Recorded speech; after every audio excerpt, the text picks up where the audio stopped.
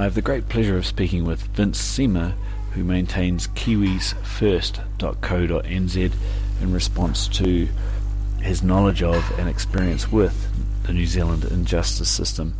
Vince, how did you get started and what are you trying to do here?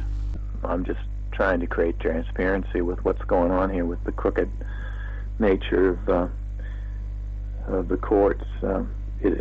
It's a partisan old boys network that doesn't get reported on because I don't know. Some people just. I mean, most lawyers know it's crooked. Some have a vested interest in pretending it's not. Others have a fear of their livelihood being attacked if they expose it. There's something that's called bringing the judiciary into disrepute, which means reasonable criticism of corrupt judges is the economic equivalent of the death sentence for lawyers. If they criticize a judge for breaking the law, they won't be able to practice anymore in New Zealand. That's pretty well known. So it's perpetuating a system where it's institutional injustices, and they seem to get by with it because in so many of the more sensitive cases, they do it in secret. We see it mostly in the commercial cases where they're protecting crooked businessmen, but we've seen it here in the Operation 8, the R versus Bailey, 18 so-called terrorists who have been denied trial by jury, and they're the biggest prosecution in New Zealand's history has been basically operating in a closed courtroom. So I'm just about exposing that, and as a result, sounds like you can relate. You're like a lightning rod as far as abuse. In my cases, that means that when they issue a judgment against me, they'll issue a press release, but they'll seal the file so no one can see it. And it's just, China is more transparent when it comes to the courts than what I've experienced and what I've seen others experience. And I'm just about exposing that. And of course, because I'm a critic of the corruption in the courts, it actually works in my favor because they want to silence me, so they're actually proving my case for me every time I go to court or have an experience that they actually break the law to break their legislation. Yes. Yeah, there is no effective law, really. Well, that's the conclusion that I came to, is if the legislative protections are offering me no protection, and they'll break any piece of legislation that they feel like on a whim, then maybe it's not legitimate. But what made you stand up, Vince? Oh, just I don't know if there's one case. It started off with a crooked lawyer that I had that when I found out he was crooked, I actually taped the phone conversation with him, and he basically, I got him to admit certain things, and then I took it to the Law Society, and they wouldn't do anything. They actually said that they didn't see what I was going on about. I should mention that he was a QC, so he was well and truly one of the old boys. And I didn't realize at the time how bad things were. I didn't think they were bad at all. I just couldn't understand why they weren't investigating him. And then they started actively protecting him. And so as a result of that, I just started, and I prosecuted him myself personally. I couldn't get a lawyer to act for me because of who he was. You can't get lawyers to sue QCs. They tend to be above the law, like judges. And so I just found that every time I went to court, then they had a sign on the door that's saying parties only. And I was still a little naive, and until the judges, days after the appearance, saying that my wife and I had agreed to certain things that we clearly hadn't. it was all part of the cloak and dagger and the secrecy and the way that they could create their own fiction in the courtroom, that they were getting by with this. And so then I started taping the proceedings themselves. I got judges saying the most corrupt, and when they knew they weren't being recorded, just crazy stuff. And then I took it to the media, and the media wouldn't report on it because they talked to their lawyers and they said, no, if you've taken those and the judge didn't approve it, then we can't listen to it because it's an unlawful recording. And I said, well, it's a public courtroom. You can, you can't.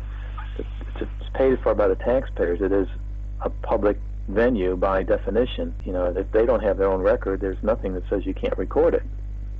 And it was again part of the perception that you can't catch judges acting corruptly, and if you do, you're the one that's doing something wrong. Mm-hmm. Yeah. So since then, I've just been chipping away at the lack of transparency in the courts, and how many years ago was that?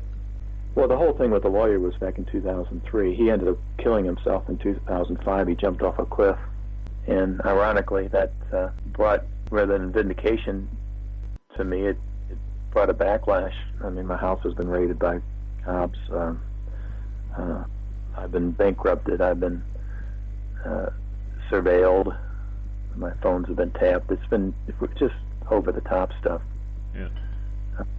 Never been accused of breaking the law, but twice I was out of the country for 3 weeks, and they had trials where they found me guilty of an offense of the court or contempt or something, and then I was arrested at the airport and taken to prison when I returned. I mean, these are subject to the United Nations complaint. I don't take anything lying down. I've never broken the law, so at the end of the day, I'm gonna make them front up on everything that they do. It's just a time-consuming thing because it is, yes. The system is really good at protecting itself. And what do you see as the future society if enough of us don't stand up? Oh, well, it's pretty bad right now. I mean, you've got a situation where the public, it's Soviet propaganda to the max. I mean, you've got the government basically spoon-feeding the populace, believing that the courts are fair and just, and I don't know if you look at Kiwisfirst. I wrote up an article here about the World Justice Project rating of New Zealand as being least corrupt in the world. Yes. It's total bullshit. And what they do is, there's no country on earth that's better, and it helps to be small in this respect because you've got fewer people that can control the propaganda machines and keep things under wraps. New Zealand is more than most cultures, I think, have a tremendous amount of apathy that's hard to get through, and that's, I think those in power count on it. I mean, they do benefit from it. They've encouraged it in every which. Yeah, they encourage the apathy. Mm-hmm. I know that the Attorney General seems to be targeting you, and this is the man whose duty it is to report legislation that's likely to be in breach of the Bill of Rights, which he's not doing. Do you feel that your inalienable rights are being respected? Oh no, Chris Finlayson is a huge part of the problem. He's an old boy of old boys. I describe him as somebody who figured out what life's all about by the age of 30, and and no one can tell him any different. It's a very dangerous position for someone to, a very dangerous attitude for someone like the Attorney General of a country to have, because if you understand psychology, it makes them far more prone to operating above the law because they know best, and he definitely has that mindset and character, and it's a flawed one. I've had many discussions with his colleagues about it. I mean, he's making a mess out of the rule of law for no other reason than he's allowed the judges to have carte blanche into doing whatever they want. And when I talk about the judges and they say, well, you're talking about it's like a conspiracy, it's really not a conspiracy if they're all part of the same family. You expect them to have the same interest and want to protect the same things. The typical judge, their biggest fear is not having, they don't worry about having something to eat or having certain rights, having their house unfairly raided by police. That they never turn their mind to that. That's the furthest thing from their mind that they can imagine. So what they are concerned about is, their car getting broken into or their house getting invaded. So, the focus on them is not corrupt cops or white-collar criminals. It's the biggest threat to them is the 18-year-old Maori who could steal their car. They're the ones. So, again, it's not a conspiracy that they throw the book at the 18-year-old Maori and that the banker who steals billions gets off with a hand slap. That's it's just how they think. But it also shows that they have a lack of understanding of common law or accountability for common law. Well, they have their own jaded perspective, and again, they don't have to have a meeting where they say, "Well, let's operate like this."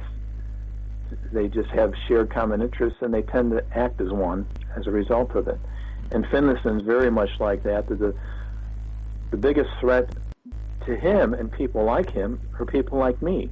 Yes. The ones who are actually reporting about corruption. Yeah. He was one of the ones I tried to prosecute, by the way. What's that? He was one of the ones I tried to prosecute, which he got protected. Oh yeah. Oh yeah. No, they use a section of law that says they can stop a prosecution, and they've been using it a lot. In fact, Finlayson wants to change the law now to keep people from doing that. That's something he's doing now with the change of the law, is that curtail private prosecutions, because there's the Crown's.